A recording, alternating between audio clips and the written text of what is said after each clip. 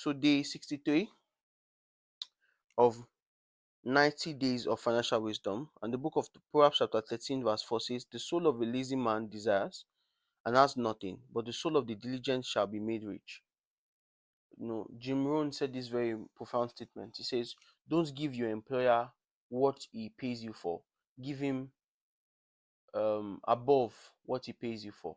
Why? Because sooner or later you'll be more valuable to your employer and you will leave the level you are. That's one. Number two, if your employer doesn't recognize where you are, other employers will recognize that you are more valuable and they will appreciate you for it.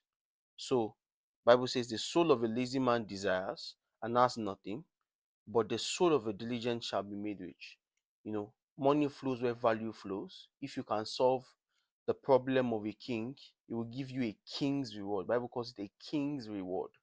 In the multitude of men is a king's honor. So, you know, if you can solve a king's, if you can solve a king's problem, you get a king's reward. There's a difference between, a man's reward and a king's reward. All right, see you on this.